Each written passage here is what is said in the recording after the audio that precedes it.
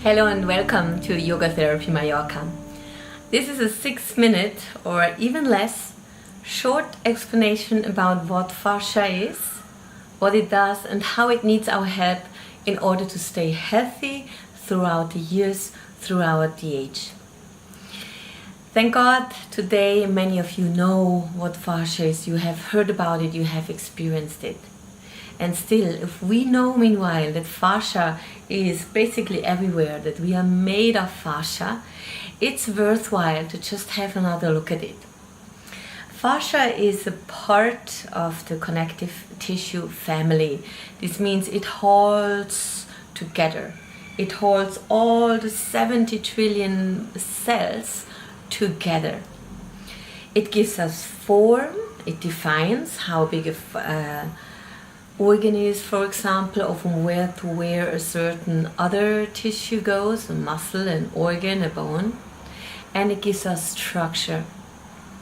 Fascia connects different tissues with each other, and fascia also separates tissues from each other. So the fascia from one organ, let's say from the heart, makes also sure that the heart doesn't get confused with the organ of the lungs. So each of these organs has a fascia that's wrapped around the organ to make sure that the cells know, oops, I'm a lung cell, so I do not go out of my fascia, the pleura, because I'm not a heart cell, so I do not change, I do not move out of my fascia. So this is how fascia helps to define also the form and the size of different structures, so that the cells that live within there know what they have to do and where they belong to. And fascia allow movement, they have to allow movement, so at the joint where there are the ligaments and there are the tendons, the fascia allows the movement. But the fascia at the same time needs also to provide stability, what we all know. If the ligaments at the knee are not stable enough, then we do not have any stability or hold while we are walking, and this can cause a lot of problems, a lot of pain. There are a lot of different elements that form this fascia.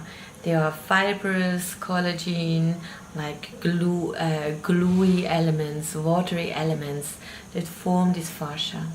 And depending where in the body the fascia is and what functions they have, depending on that place and function, the contribution or the proportions of the different elements will be different.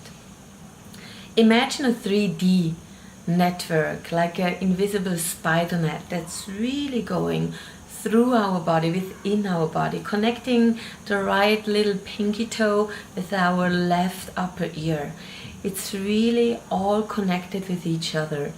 And meanwhile, we all know that injuries and limitations, we do not just look at the symptom and where the limitation happens or the injury, but also until where it could have traveled to, so that we can really make sure that the whole spider net afterwards, after injury, after surgery, after something that happened, can again work in a balanced way, so that no part has to compensate for a weak part on another side of the body.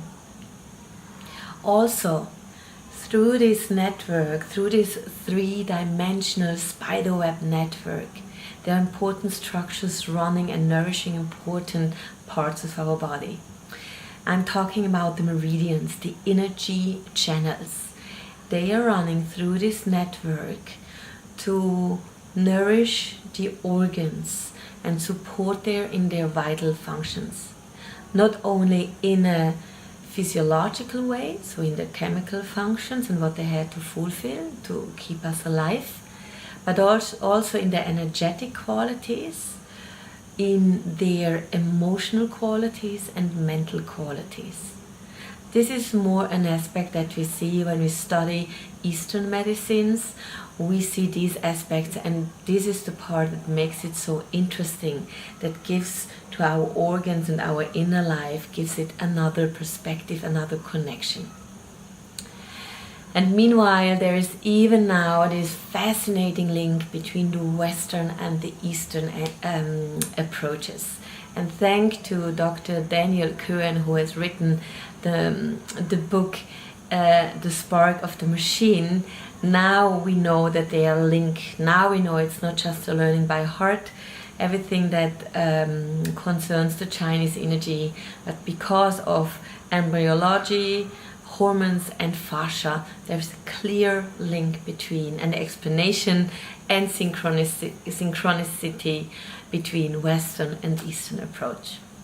So I could go on and on, but I hope this gave you already a little insight to make you curious about this fascia, to come to one of my trainings, or to also look around town if you find something or somebody where you could learn more about fascia.